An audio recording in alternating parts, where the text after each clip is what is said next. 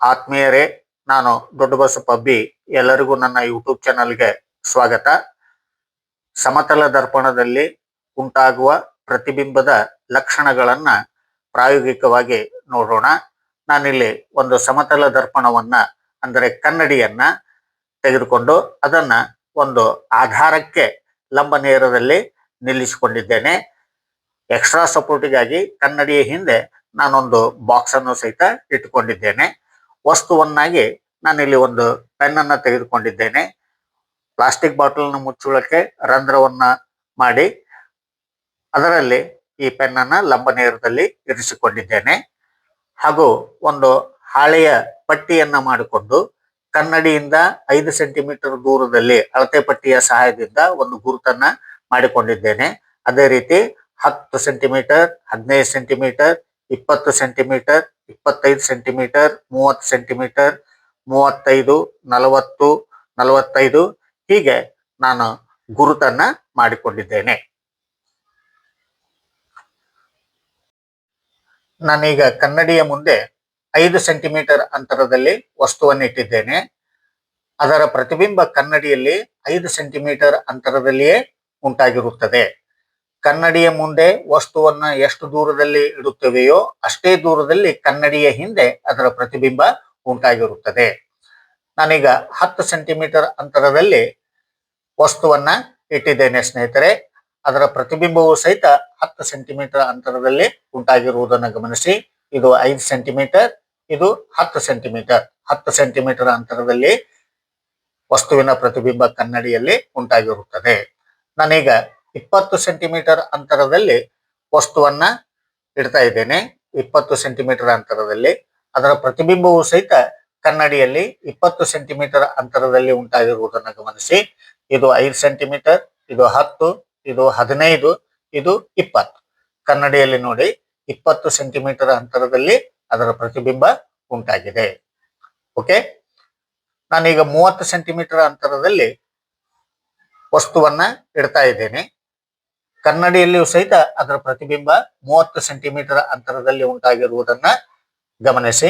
ಕನ್ನಡಿಯಲ್ಲಿ ನೋಡಿ ಇದು 5 ಸೆಂಟಿಮೀಟರ್, 10, 15, 20, 25, 30. 30 ಸೆಂಟಿಮೀಟರ್ ಅಂತರದಲ್ಲಿಯೇ ಕನ್ನಡಿಯಲ್ಲಿ ಪ್ರತಿಬಿಂಬ ಉಂಟಾಗಿರುವುದನ್ನ ಗಮನಿಸಿ. ಎಷ್ಟು ದೂರದಲ್ಲಿ ನಾವು ವಸ್ತುವನ್ನು ಇಡುತ್ತವೆಯೋ ಅಷ್ಟೇ ದೂರದಲ್ಲಿ ಕನ್ನಡಿ ಹಿಂದೆ ಅದರ ಪ್ರತಿಬಿಂಬ ಉಂಟಾಗುತ್ತದೆ. ಇದನ್ನ ರೇಖಾಚಿತ್ರದ ಸಹಾಯದಿಂದ ನಾನು ಮತ್ತಷ್ಟು ಸ್ಪಷ್ಟಪಡಿಸಲಿಕ್ಕೆ ಪ್ರಯತ್ನಿಸ್ತೇನೆ. ನೋಡಿ ಸ್ನೇಹಿತರೆ,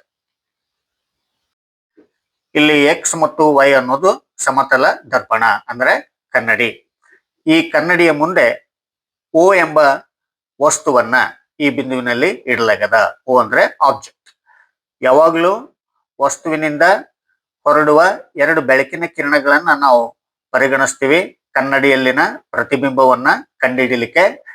ಅದೇ ರೀತಿ ಈ ವಸ್ತುವಿನಿಂದ ಒಂದು ಕಿರಣ ಈ ನೇರದಲ್ಲಿ ಬಂದು ಕನ್ನಡಿಯ ಮೇಲ್ಮೈ ಮೇಲೆ ಈ ಬಿಂದುವಿನಲ್ಲಿ ಪತನ ಹೊಂದಿ ಪ್ರತಿಫಲನದ ನಿಯಮಕ್ಕನುಗುಣವಾಗಿ ಈ ನೇರದಲ್ಲಿ ಪ್ರತಿಫಲನ ಹೊಂದದ. ಈ ಕನ್ನಡಿಯ ಮೇಲ್ಮೈಗೆ ಈ ಪತನ ಬಿಂದುವಿನಿಂದ ಒಂದು ಲಂಬವನ್ನ ಎಳೆಯಲಾಗ್ಯದ. ಅದೇ ರೀತಿ ಮತ್ತೊಂದು ಕಿರಣ ಈ ನೇರದಲ್ಲಿ ಬಂದು ಕನ್ನಡಿಯ ಈ ಬಿಂದುವಿನಲ್ಲಿ ಪತನ ಹೊಂದಿ ಪ್ರತಿಫಲನದ ನಿಯಮಕ್ಕನುಗುಣವಾಗಿ ಈ ನೇರದಲ್ಲಿ ಪ್ರತಿಫಲನ ಹೊಂದದ. ಸೊ ಈ ಪತನ ಬಿಂದುವಿನಿಂದ ಈ ಕನ್ನಡಿಯ ಮೇಲ್ಮೈ ಮೇಲೆ ಒಂದು ಲಂಬವನ್ನ ಎಳೆಯಲಾಗ್ಯದ. ಯಾವಾಗಲೂ ಪತನ ಕೋನ ಪ್ರತಿಫಲನ ಕೋನ ಸಮನಾಗಿ ಇರ್ತಾವ ಪ್ರತಿಫಲನದ ನಿಯಮದಂತೆ. ನಮಗ ವಸ್ತುವಿನ ಪ್ರತಿಬಿಂಬ ಇಲ್ಲಿ ಕಾಣಿಸುವುದಿಲ್ಲ. ವಿ ಆಕಾರದಲ್ಲಿ ಯಾವಾಗಲೂ ಪ್ರತಿಬಿಂಬ ಗೋಚರಿಸುವುದಿಲ್ಲ, ಸರಳ ರೇಖೆಯಲ್ಲಿ ಗೋಚರಿಸುತ್ತಾ. ಇಲ್ಲಿ ನೋಡಿ ಸ್ನೇಹಿತರೆ, ಈ ಪ್ರತಿಫಲಿತ ಕಿರಣಗಳನ್ನ ನಾವು ಹಿಂದೆ ವೃದ್ಧಿಸಿದಾಗ ಒಂದು ನಿರ್ದಿಷ್ಟ ಬಿಂದುವಿನಲ್ಲಿ ಸಂಧಿಸುತ್ತವೆ. ಆ ಬಿಂದುವಿನಿಂದ ನಮಗ ಆ ವಸ್ತುವಿನ ಪ್ರತಿಬಿಂಬ ಗೋಚರಿಸುತ್ತಾ ಸರಳ ರೇಖೆಯಲ್ಲಿ ಪ್ರಸಾರ ಆಗಿ ನಮಗ ಆ ವಸ್ತುವಿನ ಪ್ರತಿಬಿಂಬ ಕಂಡು ಬರುತ್ತಾ. ಸೊ ವಸ್ತುವನ್ನ ಕನ್ನಡಿಯಿಂದ ಎಷ್ಟು ದೂರದಲ್ಲಿ ಇಟ್ಟಿರ್ತೀವಿ ಅಷ್ಟೇ ದೂರದಲ್ಲಿ ಕನ್ನಡಿಯ ಹಿಂದೆ ಅದರ ಪ್ರತಿಬಿಂಬ ಉಂಟಾಗಿರ್ತದ. ಕನ್ನಡಿಯ ಮುಂದ ಈ ವಸ್ತುವಿನ ಅಂತರ ಎಷ್ಟದ, ಕನ್ನಡಿಯ ಹಿಂದ ಈ ಪ್ರತಿಬಿಂಬದ ಅಂತರನು ಅಷ್ಟೇ ಇರ್ತದ. ಓಕೆ. ಸಮತಲ ದರ್ಪಣದಲ್ಲಿ ಉಂಟಾಗುವ ಪ್ರತಿಬಿಂಬದ ಮತ್ತೊಂದು ಪ್ರಮುಖ ಲಕ್ಷಣ ಅಂತಂದ್ರೆ ಪಾರ್ಶ್ವ ವಿಲೋಮ. ಪಾರ್ಶ್ವ ವಿಲೋಮ ಅಂತಂದ್ರೆ ಕನ್ನಡಿಯಲ್ಲಿ ಯಾವಾಗ್ಲೂ ವಸ್ತುವಿನ ಬಲಭಾಗವು ಎಡಭಾಗಕ್ಕೆ ಕಂಡು ಬಂದ್ರೆ ಎಡಭಾಗವು ಬಲಭಾಗದಲ್ಲಿ ಕಂಡು ಬರುತ್ತದೆ. ಇದನ್ನೇ ನಾವು ಪಾರ್ಶ್ವ ವಿಲೋಮ ಅಥವಾ ಲ್ಯಾಟರಲ್ ಇನ್ವರ್ಷನ್, ಪಾರ್ಶ್ವ ವಿಪರ್ಯಯ ಅಂತನೂ ಕರಿತೀವಿ. ಇಲ್ಲಿ ನಾನು ಎಲ್ ಎಂಬ ಅಕ್ಷರವನ್ನು ಒಂದು ಹಾಳೆಯಲ್ಲಿ ಬರೆದು ತಮ್ಮ ಮುಂದೆ ತೋರಿಸ್ತಾ ಇದ್ದೇನೆ. ನಮಗ ಈ ಎಲ್ ಎಂಬ ಅಕ್ಷರ ಹಾಳೆಯಲ್ಲಿ ಲಂಬ ನೇರದಲ್ಲಿರ್ತಕ್ಕಂತಹ ರೇಖೆ ಎಡಭಾಗದಲ್ಲಿ ಕಂಡು ಬರ್ಲಿಕ್ಕತ್ತದ. ನಾನೀಗ ಅದನ್ನ ಕನ್ನಡಿಯ ಮುಂದೆ ಹಿಡಿತೇನೆ. ಆಗ ಎಡಭಾಗದಲ್ಲಿ ಲಂಬ ನೇರದಲ್ಲಿ ಇರ್ತಕ್ಕಂತಹ ರೇಖೆ ಬಲಭಾಗಕ್ಕ ಬರೋದನ್ನ ತಾವು ಗಮನಿಸಿ ಸ್ನೇಹಿತರೆ. ನೋಡಿ, ಈ ಎಲ್ ಅಂತಕ್ಕಂಥ ಅಕ್ಷರದಲ್ಲಿ ಆ ಲಂಬ ನೇರದಲ್ಲಿ ಇರ್ತಕ್ಕಂತಹ ರೇಖೆ ಬಲಭಾಗದಲ್ಲಿ ನಮಗ ಕಂಡು ಬರ್ತದ. ಸೊ ಎಡಭಾಗದಲ್ಲಿ ಇರ್ತಕ್ಕಂತಹ ಭಾಗ ಬಲಭಾಗದಲ್ಲಿ, ಬಲಭಾಗದಲ್ಲಿ ಇರ್ತಕ್ಕಂತಹ ಭಾಗ ಎಡಭಾಗದಲ್ಲಿ ನಮಗ ಕಂಡು ಬರ್ತದ. ಇದನ್ನ ನಾವು ಪಾರ್ಶ್ವ ವಿಲೋಮ ಅಂತ ಕರಿತೀವಿ. ನಾನಿಲ್ಲಿ ಎಫ್ ಅಂತಕ್ಕಂತ ಅಕ್ಷರವನ್ನ ಒಂದು ಹಾಳೆಯಲ್ಲಿ ಬರೆದಿಟ್ಕೊಂಡಿದ್ದೇನೆ. ಅದನ್ನು ಸಹಿತ ತಮಗೆ ತೋರಿಸ್ತೇನೆ. ನೋಡಿ ಸ್ನೇಹಿತರೆ,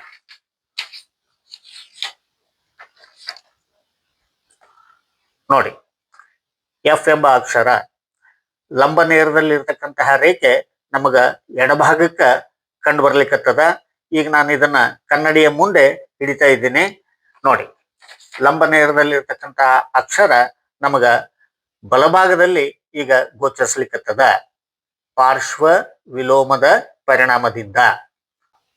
ಆಂಬ್ಯುಲೆನ್ಸ್ ವಾಹನಗಳಲ್ಲಿ ಈ ಆಂಬ್ಯುಲೆನ್ಸ್ ಅಂತಕ್ಕಂತಹ ಶಬ್ದದಲ್ಲಿರ್ತಕ್ಕಂತಹ ಅಕ್ಷರಗಳನ್ನ ಉಲ್ಟಾ ಬರ್ದಿರ್ತಾರ, ಅಂದ್ರೆ ಪಾರ್ಶ್ವ ವಿಲೋಮ ರೂಪದಲ್ಲಿ ಬರ್ದಿರ್ತಾರ.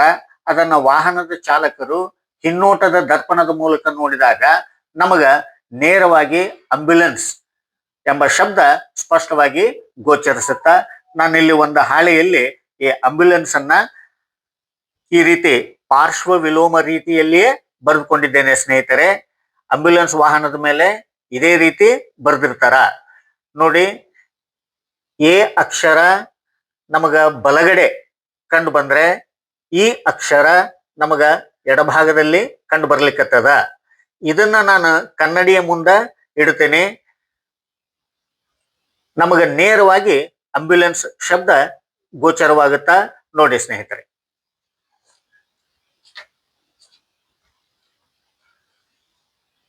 ಓಕೆ.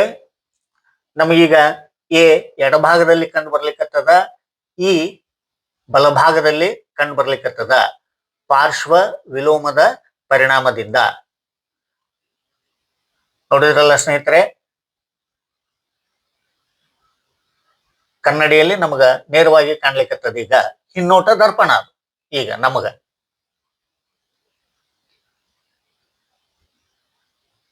ಓಕೆ. ಇನ್ನುಳಿದಂತೆ ಈ ಕನ್ನಡಿಯಲ್ಲಿ ಉಂಟಾಗ್ತಕ್ಕಂತಹ ಪ್ರತಿಬಿಂಬದ ಲಕ್ಷಣ ಅಂತಂದ್ರೆ ಯಾವಾಗ್ಲೂ ನೇರವಾದ ಪ್ರತಿಬಿಂಬ ಉಂಟಾಗಿರ್ತದ ಕನ್ನಡಿಯಲ್ಲಿ. ತಲೆ ಕೆಳಗಾದ ಪ್ರತಿಬಿಂಬ ಉಂಟಾಗುವುದಿಲ್ಲ. ಇಲ್ಲಿ ನೇರವಾದ ಪ್ರತಿಬಿಂಬ ಉಂಟಾಗಿರ್ತದ.